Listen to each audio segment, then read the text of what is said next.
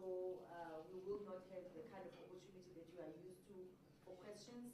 We may take one or two questions on one of the issues that is going to present, but I'll manage that at the end of the statement that Babu Mayor is going to read. So I will hand over to Babu Mayor to read the statement, and if Babu Mayor you could briefly summarize in isiZulu at the end, and then we'll take it from there. Thank you so much. Thank you very much, Sislindi, our head of communication. Greetings to all colleagues from the media houses that are present today. My apologies for arriving late. We had to deal with the item in the council before we communicate. Ladies and gentlemen of the media and members of the public, good morning to all of you.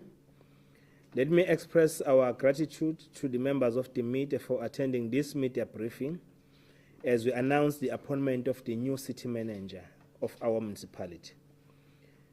The post of the city manager became vacant in June last year. Since the term of the previous council was about to come to an end in a period of 4 months, we saw it prudent to start the recruitment process when the new council was in place. Subsequently, in May this year, the council resolved to commence with the recruitment process, and the selection panel comprising of the deputy mayor, who was delegated by the mayor, 3 ESCO members and 1 independent expert was appointed. We want to commend the panel for working diligently to finalize this process, which has been a very lengthy process. We are pleased to report that in line with the local government regulations governing the recruitment and the selection process, all required steps have been concluded. The post was advertised in July. Out of total of 158 applicants, 17 candidates were shortlisted and screened by the end of July.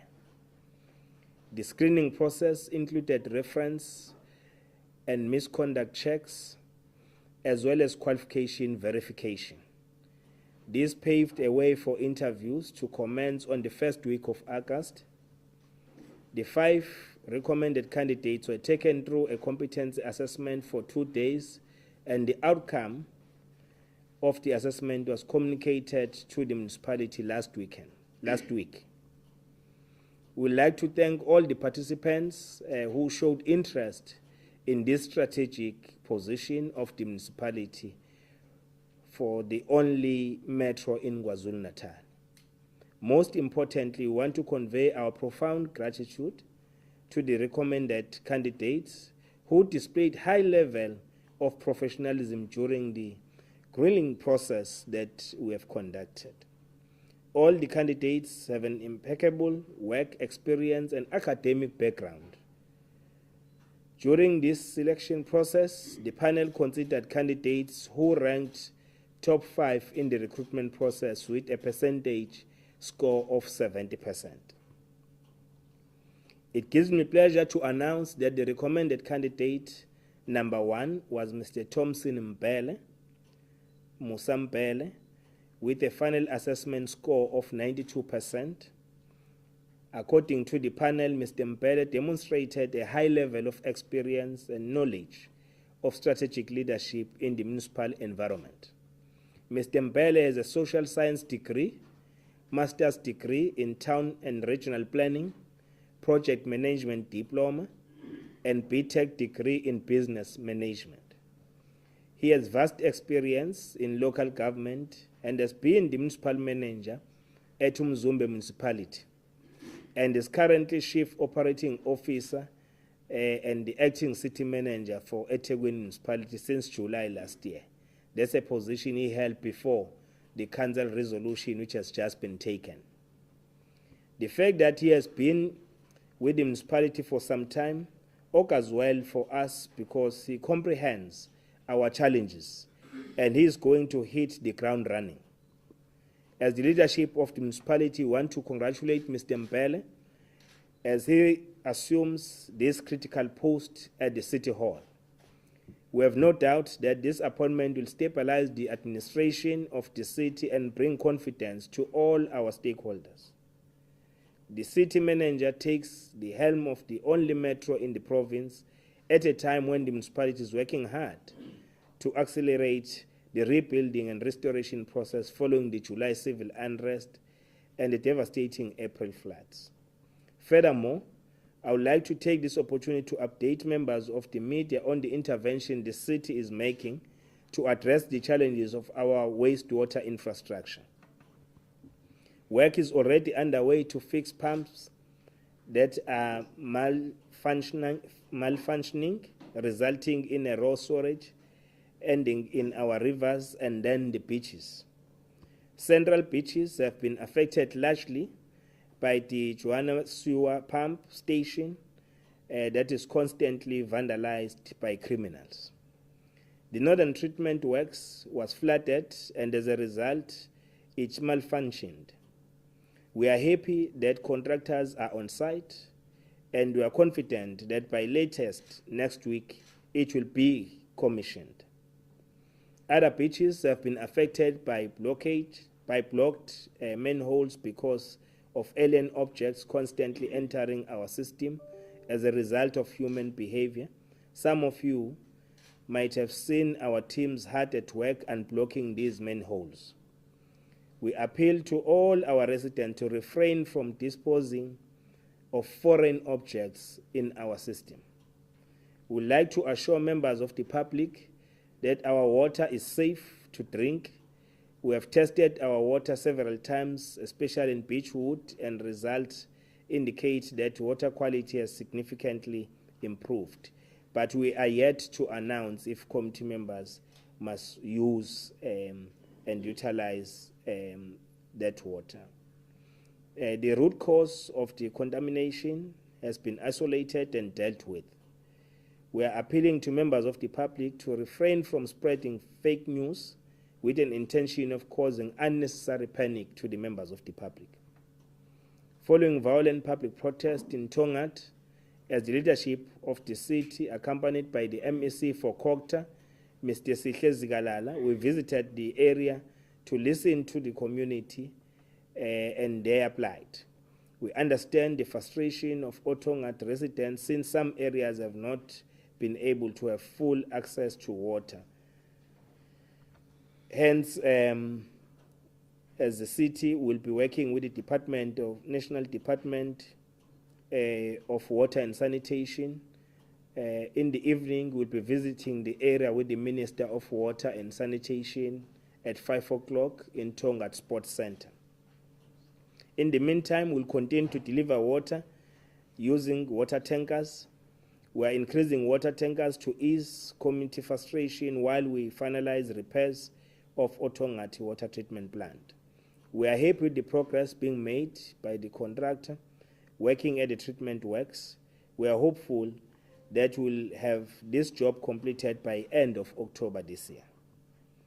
Still on water matters, we are relieved that the Kerry Road Reservoir that was recently broken into has been secured. We continue to monitor water quality in that reservoir to ensure it meets acceptable standards. Ladies and gentlemen, we are happy to announce that the electricity challenge that gave rise to protest in Springfield on Wednesday has been resolved. The mini substation that was damaged has been fixed and power has been restored in that area.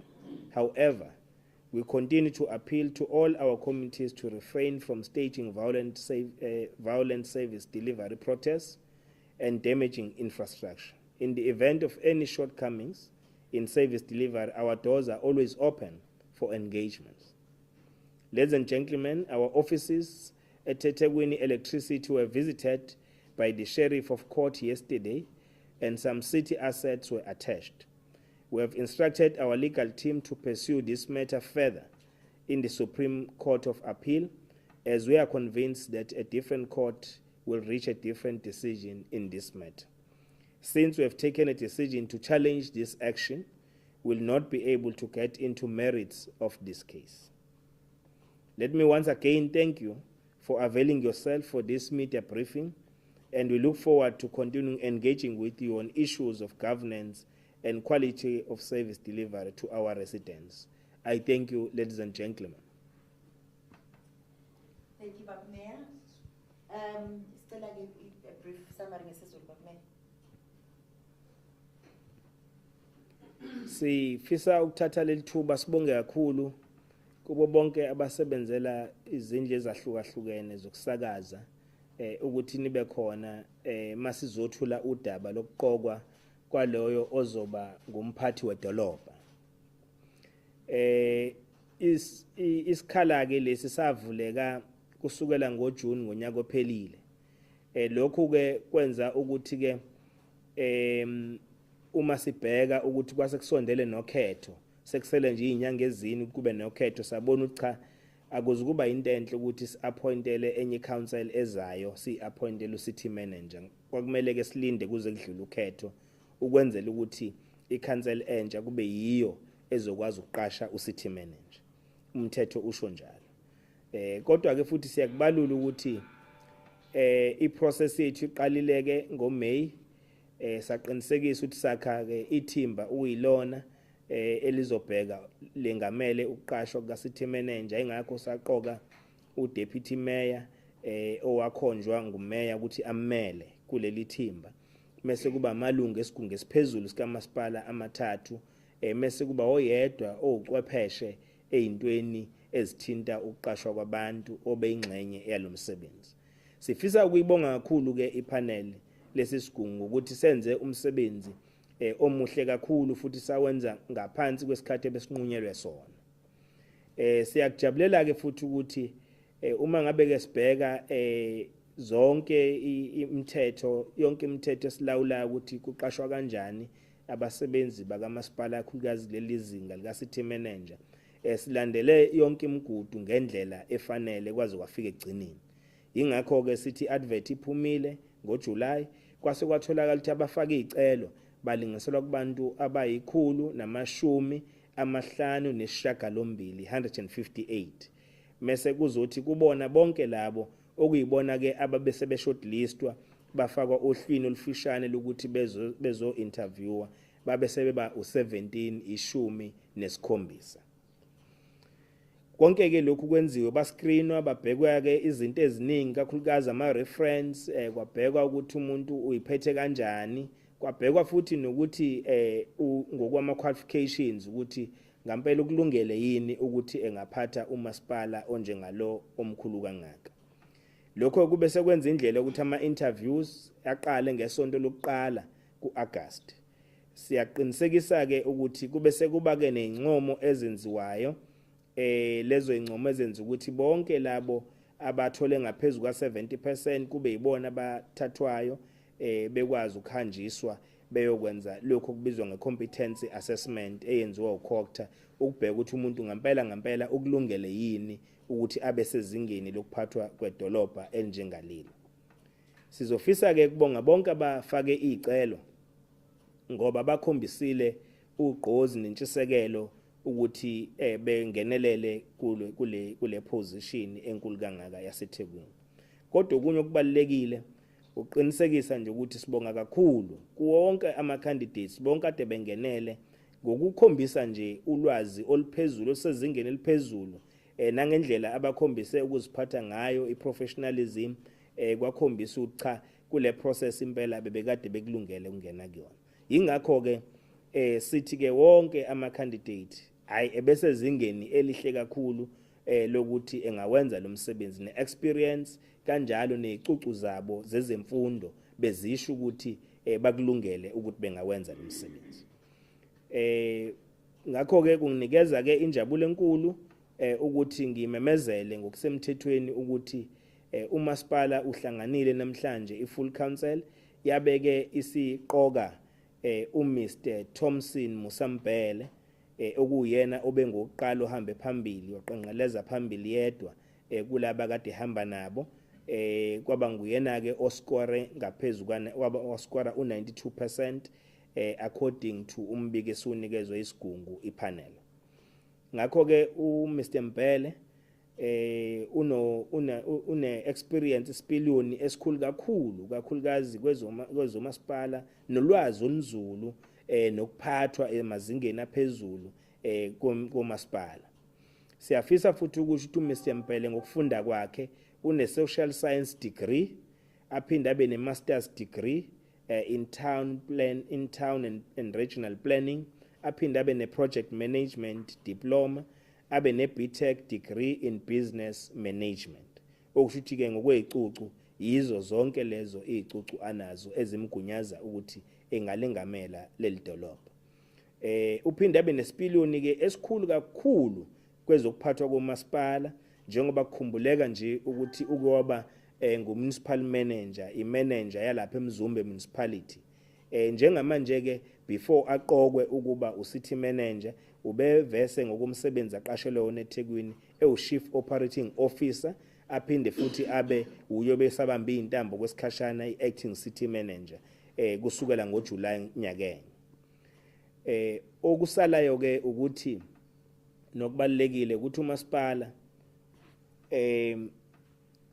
kubalekile ukuthi umasipala wethu sisho ukuthi njoba engena nje ungena umasipala ubhekene nezinselelo ekufanele kudlule kuzona, so uzokwazi ukuthi awulekelele umasipala ukudlula kulezi inselelo.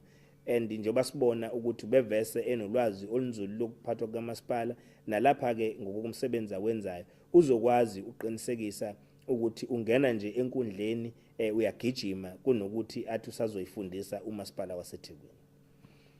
Njengobuholi ke bukamasipala sifusa ukuthatha leli thuba sikwazi ukubongela uMr Mpele njengoba ezoqala nje umsebenzi lapha eCity Hall wokuba umphathi wedolobha. Asinakho kungabaza ukuthi ukuqokwa kwakhe kuzokwazi ukuthi kusimamise umasipala kakhulukazi ezokuphathwa kweadministration, and futhi qinisekisa ukuthi kubuyisa nje nesithunzi kubantu kumphakathi waseThekwini nama stakeholders wonke esisebenza nawo.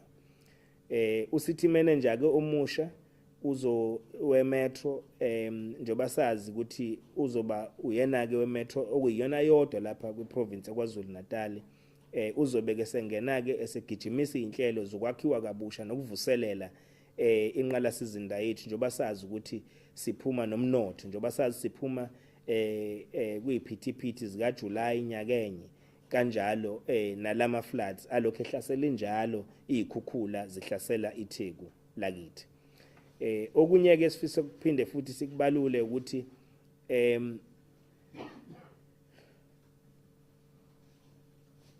ziningi ke inselelo esiphezulu ukuthi sizilungise njengedolobha laseThekwini ezithinta kakhulukazi inqala sizinda.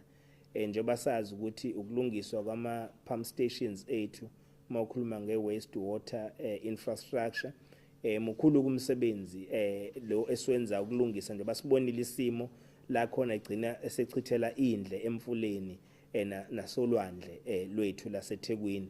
Siyafisa ke ukubika ukuthi kakhulukazi affecta ibeach lethu elikhulu Central Beach ilapha kuJohana Sewer Pump Station okuyiyona ejwayele ukuthi njalo ilinyazwe igebengu kakhulukazi amapump ethu kuleya ndawo. Kanti futhi beyikhona inkinga ukuthi abantu beyithathela ugesi ngokungekho emthethweni kwi-pump station yethu esesiyilungisileke ngoba abantu sesibafakele ugesi kwi-informal settlement ukuqinisekisa ukuthi i-pump station yethu izosebenza kahle. Siyafisa ke futhi ukubalula ukuthi Northern Treatment Works nayo ngokunjalo bikade inenkinga eziningi zokungasebenzi kahle. Siyajabula ke ukuthi njengamanje izinkontileka ziphezulu komsebenzi ukubuyisela isimo sokuthi sebenze ngendlela. Engakho sinethemba lokuthi kungasihle ngesonto ngeviki elizayo sikwazi ukuphinde futhi sikwazi ukwenza le pump station isebenze ngendlela efanele. Lokho kuzosenza ukuthi nama-beach ethu ulwandle lethu ligcine livuleka emasontweni ambalwa azayo. Okunye kokukhanda ukuthi kube nale nkinga inqala sizinda ukuthi abantu balahla izinto ezihlukahlukene, ezinye ezigcina sekuyizona eziblocker ama-pumps ethu engakwazi ukusebenza ngendlela. Ngakho nakho lokho siyakunxusa emphakathini ukuthi konke esikujikijela kuma manholes ethu akube izinto ezivumelekile amanzi ekufanele ahanjiswe kuma manholes akuzona izinto ezodala ukuthi ziblocke ama manholes ethu. Siyafisa ke futhi ukuphawula ngodaba lokuthi kuye kwaba nenkinga ebekhona lapha ku Beachwood egcineke lenkinga ke seyiba sengathi amanzi kuleya ndawo awaphephile ukuthi mawaphuzwe. Siyayazi leyo nkinga futhi sisetshenziwe kulungisiwe njengoba sikhuluma nje nepayipi belikade linenkinga lilungisiwe, kodwa esikunxusayo ukuthi abantu bakithi bazi ukuthi siyeqhubekile sahlolisisa kabanzi ukuthi ngabe amanzi akulungele ukusetshenziswa umphakathi. Siyawaqedela lawo ma test sizofika ke isikhathi la sithi khona sebengaqala bewasebenzisa abantu. Nezathu zonke bezenze ukuthi kube nalesi simo sesixazululiwe. Ngakho ke ingakho ipayipi selibuyiswe esimweni lizosebenza ngendlela. Sinxusa ke ukutheni abantu beziqhelanise kakhulu nokwandisa nokusabalalisa ulwazi olungenalo iqiniso okungamanga, ikakhulukazi uma ukhuluma ngokuthi amanzi awangaphuzwa eThekwini ngoba awekho safe. Ingakho sinxusa ukuthi abantu umasipala kuphela onegunya lokuthi umemezele uma kunamanzi ekuthiwa wazi ukwazi ukuthi aphuzeke. Ngakho ke ukuhlola kwethu amanzi eThekwini lonke lilonkana futhi ukulimala kwenqalasizinda yethu egcina affect imfula namabhishi akusho ukuthi lokho kulimaza amanzi aphuma kuma taps ukuthi wonke anenkinga abantu ngeke bekwazi ukwasebenzisa. Siyabanxusa ke abantu ukuthi beyiqhalanise nalokho futhi singakulaleli okushiwo emgwaqweni ngalezo zinto, sizwe umasipala ukuthi uthini. Kulandela ke ukuthi kube nombhikisho onodlame lapha endaweni yasothongathi sibese singenelela njengobuholi bukamasipala sibambisene no-MEC wakho babuzikalala sakhulumisana nomphakathi ogcine ke usivumelile sakhuluma nawo futhi ke saqinisekisa ukuthi siyabalalela ukuthi iziphi inkinga ababhekene nazo. Kwezinye zalezo inkinga kube ukukhala nje ngokuthi imoto zamanzi ayisenele nje babekade zibalekelela ngoba sonke siyazi ukuthi kulungiswa inqalasizinda yethu lapha yithi uthongathi water treatment plant ezoziqedwe ukuthi ilungiswe ngo-October kulonyaka esikuwona. Ngakho ke sizoqhubeka abantu sibahlinzeka amanzi ngeemoto zamanzi uqinisekisa ukuthi ayafinyelela kuyo yonke imiphakathi yasothongathi. Siyazi ke lokhu kukhande ingcindezi kubantu futhi kubenze babone sengathi impilo ayisaqhubekeli phambili. Siyakwemukela lokho kodwa sithi sibambisane nabo ukuthi mangabe kuneyinkinga ezifana nalezi sikwazi ukuqhubeka sihlale phansi sibonisane sizilungise ngendlela singabi nembhikisho ezogcina nayo isibuyisele emuva njengoba sibonile nje izolo ukuthi kunamathanga amanzi alekelela umphakathi ashisiwe amathathu kuwona lo yambhikisho, kanti lawo mathanga amanzi yiwo azophinda lekelela umphakathi ukuthi silethe amanzi endaweni.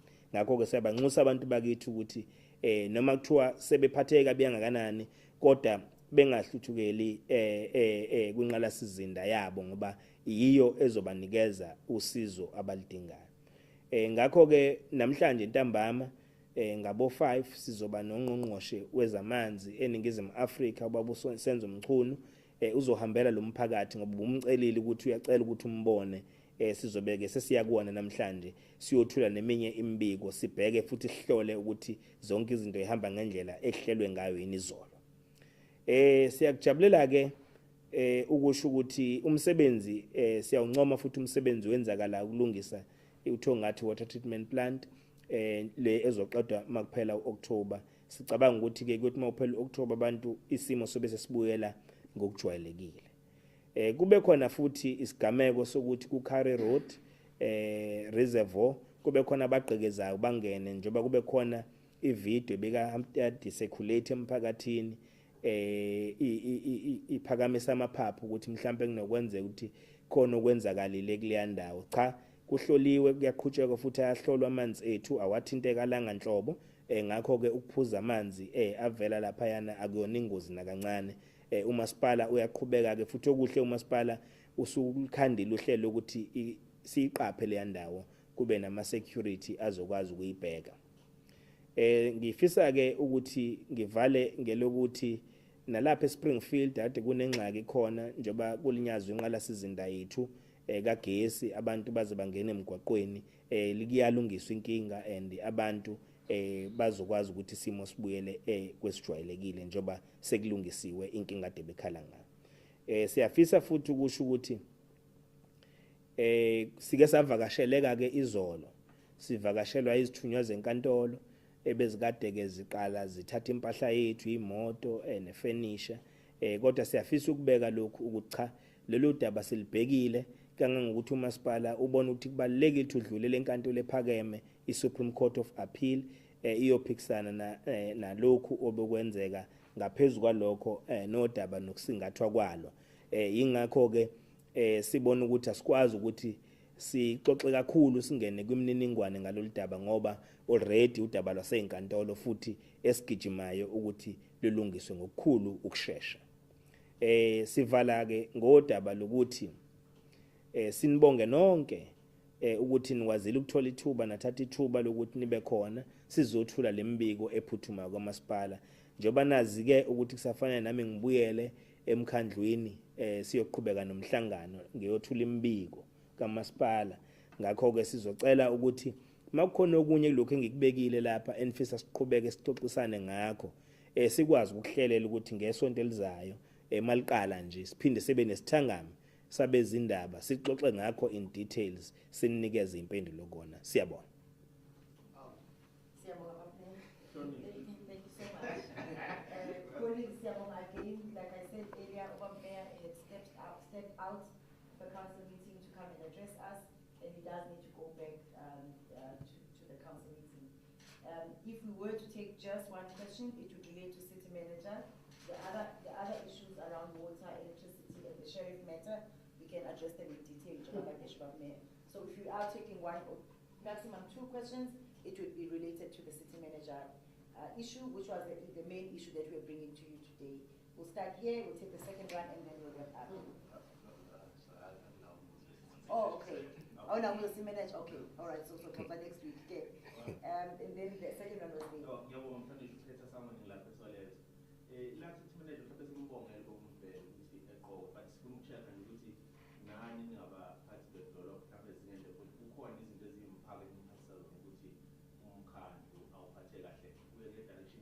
Especially because former city manager kumangendlela ngathi sithanda ukuhlupha yabo lapha lokubuyisa isithunzi somkhandlu in that area izinto eniyilindele kuye abengisho kanjani mandate.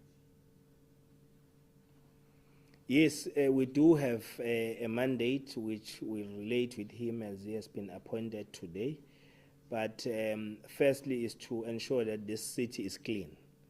We must clean this city, ensuring that the contractors that are appointed to clean this city are doing the work that is expected from them.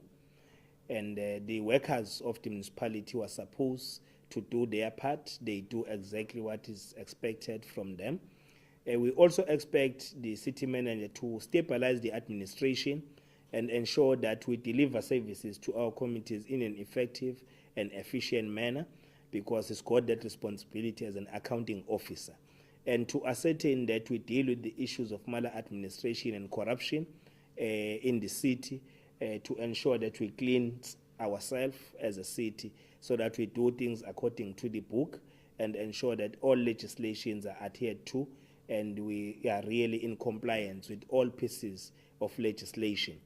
But we also expect the city manager to be running, working with the political leadership of the city to rebuild the economy of the city. As you all know, it has been severely affected by floods, by civil unrest. So our economic recovery and reconstruction plan needs to be implemented. We expect him to implement the mayoral 10-point plan, which is aimed at really ensuring that there is an inclusive growth of our economy in the city, which will then respond to the plight of the youth, in particular women, people with disability, and many other sectors that are vulnerable, that our economy is now open for the participation of the broader masses of our city, and it is indeed inclusive and transformed to serve the interest of the entire population of EThekwini Municipality. So those are the things, and we'll expect the city manager to expedite the disciplinary processes where people have done wrong, we need to expedite that process and ensure that people face the music. There are consequences in regard to the wrongdoing, but also the non-performance, because we shouldn't be focusing on the wrongdoing, but the non-performance is key to ensure that we are spending our money as a city, we are spending our budget as envisaged. But there are many issues which we can table. We'll say to the city manager and outline all these things, that this is what we expect from him as a head of administration. Manje kuthiwa ke ngesiZulu umphathi wedolobha, mina ngusodolobha. So should say khona kusodolobha nomphathi wedolobha. Siyabonga. Futhi baba uphethe. Zobe umphathi wedolobha usodolobha ushuthi ujikelele mase kuba nomphathi wedolobha. Yeah. But may I please if you summarize those marching orders for city manager for us, Mrs. Zulu? Thank you. Si kuningi sikulindele kumphathi wedolobha omusha oqoke ubaba uMbhele, njengoba simhalalisela nje, kodwa futhi kunomsebenzi omkhulu ekumele makawenze. Omunye lo msebenzi ukuthi siqinisekise nje ukuthi idolobha lethu lihlanzekile, ngoba siyazi ukuthi idolobha eliheha abavakashi kulona, ngakho kufanele lihlale lihlanzekile ngaso sonke isikhathi. Nalezo inkontileka eziqokiwe nabasebenzi bamasipala baqokela ukuthi beqoqe udoti, kumele beqoqe ngendlela ekulindeleke ngayo ukwenza ukuthi umsebenzi wenzeke ngendlela. Kanti futhi nokusimamisa nje uzinzo kwi-administration, ngoba sifisa ukuthi abaphathi bedolobha bonke nabaqokiwe imanager besebenze ngokubambisana, kodwa besebenze futhi bazi ukuthi asinaso isikhathi esiningi, kumele abantu bethole usizo ngendlela ehlelekile nangendlela ezoqinisekisa siyayishintsha impilo zabo ziba ngcono. Kanti futhi ke njengoba idolobha lethu libe nesimo esinzima kakhulu songabi khona kozinzo ngoJuly inyaka enye negigaba zika July kuzofika lapha ezikhukhuleni ezilimaze kakhulu umnotho wedolobha lethu. Silindele ukuthi ke umsebenzi wokuvuselela umnotho nokuhlela kabusha ukuthi umnotho wethu ukwazi ukuthi unakekele bonke abantu abangaphansi kwedolobha, ikakhulukazi abamnyama nabangama-Afrika, njengoba sazi ukuthi umnotho kumele uvulwe ukwazi ukuthi usebenzele bonke abantu balapha eThekwini. Okunye sikubeka phambili ukuthi wonke amacala khona kumele agijime ngelikhulu ijubane ukuthi mawaqedwe, kube nexazululo kuwona, kakhulukazi amacala abhekene nabantu kungayisiphathi kahle ngaphathi kamasipala nenkohlakalo. Konke ke lokhu sibona ukuthi izinto ekumele ayisukumelele phezulu umphathi wedolobha ukuthi zixazululwe ngokusheshsha. Kodwa okunye kufanele singakushiya eceleni ukuthi nabantu nje abangawenza umsebenzi endlela ekulindeleke ngayo kumele bathathelwe inyathelo, ngoba umphakathi usulinda isikhathi eside udinga usizo. Ngakho asikho isikhathi sabantu abazongawenza umsebenzi kodwa futhi kungabi khona ijeziso zokuthi abawenza umsebenzi ngendlela ekulindeleke ngayo. Ngakho ke ziningi kakhulu ezinye izinto esibona ukuthi kuzomela sigijime nazo, ucity manager omusha umphathi wedolobha omusha akwazi ukuthi agijime nazo ukubuyisela idolobha esimeni sokuthi libe idolobha elihloniphekile, kube idolobha futhi umnotho walo okhulayo, lidala amathuba omsebenzi kubantu abangasebenzi, sehlise nezinga lobugebengu edolobheni lakithi. Siyabonga. Siyabonga so dolobha Mayor, we will let you return to the council meeting. Colleagues, siyabonga kakhulu especially for isineke senu nokuthi